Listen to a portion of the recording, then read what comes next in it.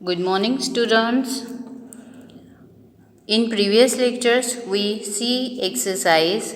Choose the correct options, fill in the blanks, missing letters, true or false. Okay, because ये PDF मैंने already आपके group में send कर दी है. सो I hope सभी ने उसे फिनिश कर दी होगी.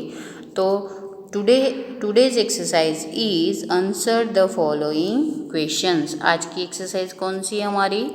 तो क्वेश्चन आंसर है. Okay, so first question is name the bird that uses its beak.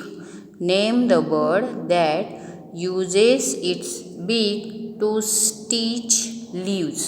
to stitch leaves. तो यहाँ पे क्वेश्चन आपको पूछा गया है कि उस बर्ड का नाम लिखना है आपको कि जो अपनी बीक से लीव्स स्टिच करता है.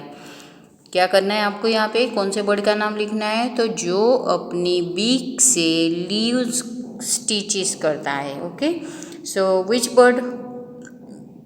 So the answer is the tailor bird uses its beak to stitch leaves. कौन सा बर्ड है? The tailor bird uses its beak to stitch leaves. जो टेलर बर्ड होता है वो अपनी बीक यूज करता है. ओके, फिर यहाँ पे है name the bird that is proud of it's feathers.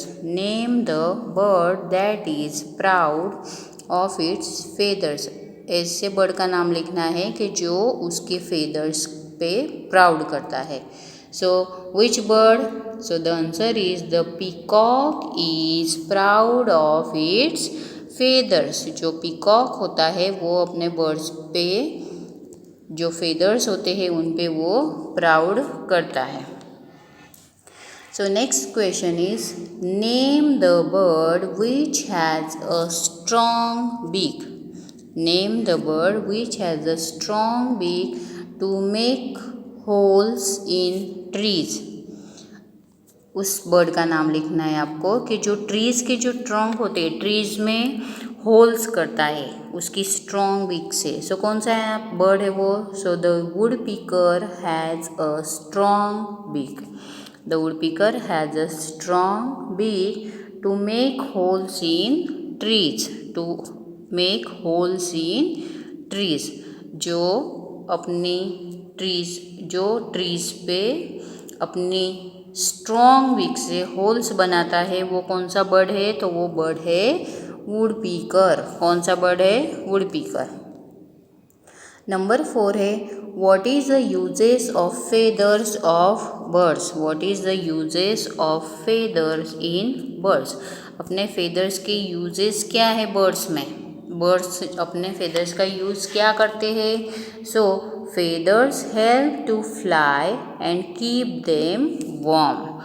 feathers का यूज़ क्या होता है? तो वो हेल्प करते हैं उनको फ्लाइंग करने में और उनको क्या रखते हैं? तो उनको वार्म रखने के लिए. बिकॉज जो बर्ड्स होते हैं वो एग्स ले करते हैं. ओके, तो जो एग्स ले करने के लिए उनको वार्मिंग की ज़रूरत होती है. तो जो फेदर्स होते हैं वो उनको वार्म रखने का काम करते हैं. So name a bird which has black feathers. Name a bird which has a black feathers. ऐसे बर्ड का नाम लिखना है कि जिसके ब्लैक फेदर्स है. सो कौन सा बर्ड है वो ऐसा कि जिसके ब्लैक फेदर्स है? सो the answer is a crow has a black feathers. Crow has a black feathers. Next is which of the birds mentioned in the lesson have you seen? Write their names. Which of the birds mentioned in the lesson have you seen? Write their names. कौन से birds है जो हमारे जो lesson है फर उसमें mention किए हुए हैं? So first is crow, sparrow, myna, peacock, eagle, parrot, pigeon and vulture. Crow, sparrow, myna, peacock, eagle, parrot, pigeon and vulture. तो ये सभी क्या है? तो ये सभी बर्ड्स है जो हमारे यूनिट में, हमारे लेसन में सभी बर्ड्स मेंशन किए हुए हैं। हमारा नेक्स्ट क्वेश्चन है, what would happen if birds could not fly but only walk on their feet. What would happen if birds could not fly but only walk on their feet? यहाँ पे what would happen if birds could not fly, क्या होता अगर birds fly नहीं कर पाते, only walk on their feet, अगर वो सिर्फ हमारे जैसे ही अपने पैरों पे, अपने फीट्स पे चलते और वो आकाश में नहीं उड़ते, सो व्हाट हैपन। सो यहाँ पे आंसर है, if birds could not fly, if birds could not fly, they would not be able to enjoy flying high. अगर बर्ड्स नहीं उड़ सकते तो क्या होता, वो ऊंची उड़ान का मज़ा ही वो नहीं ले सकते। So they would have a similar to others land animals. So वो कौन से एनिमल्स की तरह हो जाते, फिर वो भी लैंड एनिमल्स में ही कहलाते।